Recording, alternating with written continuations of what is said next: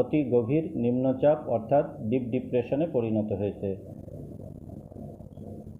এই মুহূর্তে উত্তর পশ্চিম বঙ্গোপসাগরের উপরে এর অবস্থান। পুরী থেকে দক্ষিণ দক্ষিণ পূর্ব দিকে আনুমানিক দূরত্ব হচ্ছে 70 কিলোমিটার। পূর্বাভাস যেটা আমরা দিয়েছি সেটা হচ্ছে এটা উত্তর উত্তর পূর্ব দিকে অগ্রসর হবে এবং পরবর্তী 3 ঘন্টায় অর্থাৎ আগামী 3 ঘন্টায় আরও শক্তি ক্ষয় করে দুর্বল হয়ে নিম্নচাপ, যেটা আমাদের অতি গভীর নিম্নচাপ ছিল, সেটা পরিণত হবে গভীর নিম্নচাপে, অর্থাৎ ডিপ ডিপ্রেশন থেকে হয়ে যাবে ডিপ্রেশন আগামী 3 ঘন্টায়।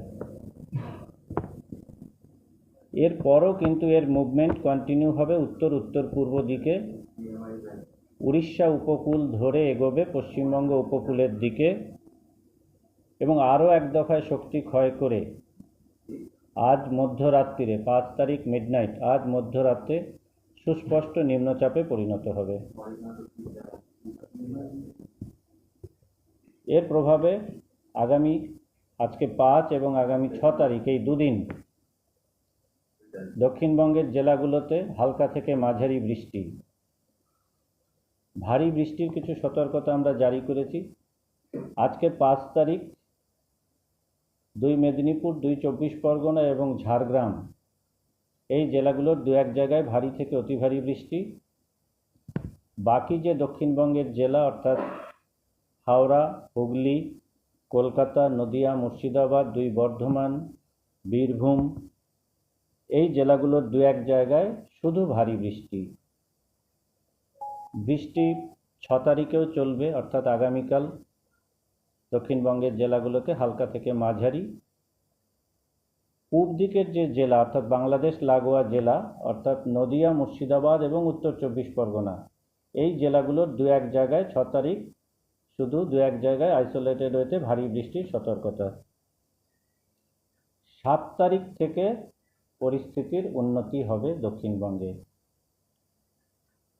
বৃষ্টি মূলত যেটা আমরা পাবো সেটা কিন্তু এই নিম্নচাপের হাত ধরে, যেহেতু আগেই আমরা বলেছি যে পশ্চিমবঙ্গ উপকূলে বা পশ্চিমবঙ্গে ঘূর্ণিঝড়ের কোনো রকম কোনো সম্ভাবনা বা আশঙ্কা নেই। ফলে যে ভারী বৃষ্টির যে পূর্বাভাস আমরা দিচ্ছি, এই বৃষ্টি মূলত পাবো হচ্ছে নিম্নচাপের হাত ধরে। Along and off West Bengal coast অর্থাৎ সমুদ্রের ওপরে আগামী 24 ঘন্টা অবধি 40 থেকে 50, সর্বোচ্চ 60 কিলোমিটার প্রতি ঘন্টায় ঝোড়ো হাওয়া বয়ে যাওয়ার সম্ভাবনা থাকবে। 6 তারিখ বিকেলের পর থেকে গ্র্যাজুয়ালি এই উইন্ড স্পিড কমতে থাকবে। ল্যান্ড এরিয়াতে শুধুমাত্র 2 চব্বিশ পরগনা এবং 2 মেদিনীপুর 30 থেকে 40, গাস্টিং ম্যাক্সিমাম 50 কিলোমিটার ঝোড়ো হাওয়া সেম পিরিয়ডের জন্যে। মৎস্যজীবীদের আগামী 6 তারিখ অবধি সমুদ্রে যেতে নিষেধ করা হয়েছে। ইম্প্যাক্ট হিসাবে আমরা যেগুলো দিয়েছিলাম আগে সেগুলোই থাকছে, তেমন কোনো চেঞ্জ নেই। অর্থাৎ মেজর যে ক্ষতির সম্ভাবনাটা সেটা হচ্ছে কৃষিক্ষেত্রে, তার জন্য যে অ্যাডভাইসারিগুলো আমরা দিয়েছিলাম।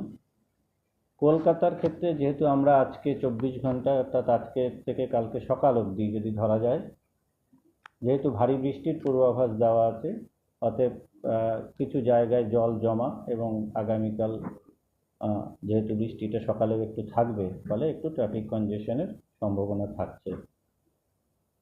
এই মুহূর্তে ইম্প্যাক্ট হিসাবে যেগুলো আমরা বলেছিলাম তার মধ্যে মেজর কোনো চেঞ্জ নেই। মেইন যেটা হচ্ছে অ্যাডভাইসারি হিসাবে যে ফিশারম্যান যারা আছে তারা 6 তারিখ অবধি মাছ ধরতে যাবে না, আর আমাদের ট্যুরিস্ট স্পটগুলোতে অ্যাক্টিভিটি বন্ধ থাকবে।